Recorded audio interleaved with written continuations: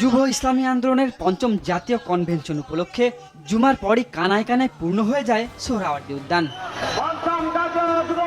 ফ্যাসিবাদের আমলে দেশের ইসলামী দলগুলো নির্যাতনের শিকার হয়েছে উল্লেখ করে আইনের শাসন প্রতিষ্ঠার গুরুত্ব তুলে ধরেন বক্তারা। দেশ সংস্কারের সংখ্যাগরিষ্ঠ মানুষের বিশ্বাসের প্রতিফলন দেখতে চান ইসলামী আন্দোলনের নেতারা।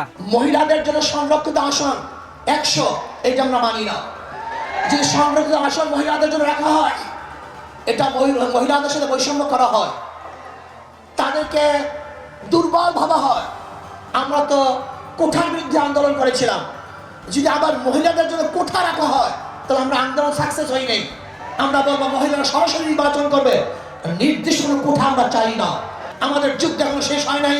ফ্যাসিবাদের বিরুদ্ধে আন্দোলন করেছিলাম, এখন চাঁদাবাজের বিরুদ্ধে আন্দোলন করতে হবে, দখলদারের বিরুদ্ধে আন্দোলন করতে হবে, যারা দুর্নীতিবাজ তাদের বিরুদ্ধে আন্দোলন করতে হবে, যারা ডাকাত তাদের বিরুদ্ধে আন্দোলন করতে হবে, যারা দেশকে ধ্বংস করার চক্রান্ত করতেছে তাদের বিরুদ্ধেও আরেকবার আন্দোলন করতে হবে।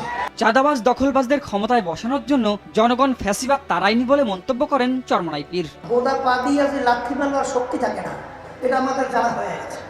তা আপনারা দেশ 53 বছর পরিচালনা করেছেন, আমাদেরকে আপনারা কি দিয়েছেন? আর নতুনভাবে আমাদেরকে ও পা দেখায় আর ভয় দেখানো, আশা দেখায় লাভ নাই। এখন পরিবর্তন করতে হবে।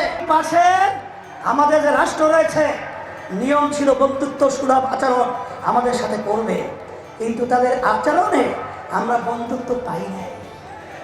তাদের দোষদেরকে খুশি করবে এবং তাদেরকে নিয়ে আপনার ক্ষমতায় যাবেন না, এটা কখনই হবে না, আর হতে দেওয়া যাবে না। আর পিআর সিস্টেমের মাধ্যমেই বাংলাদেশে জাতীয় সরকার গঠন হবে। আপনারা কেন চাচ্ছেন না? আপনাদের ভয় কোথায়?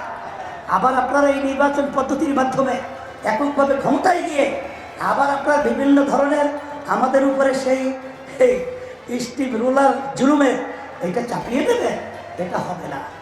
অস্থির হয়ে গেছে, পিআর নির্বাচন পছন্দ করছেন না।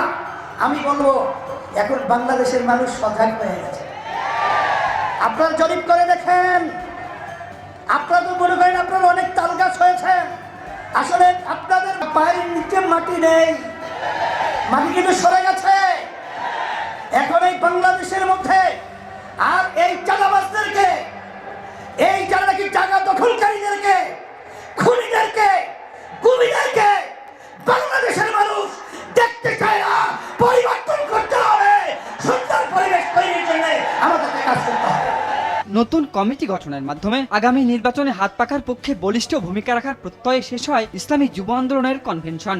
আমি জানমালের সর্বোচ্চ কোরবানি করতে সচেষ্ট করব।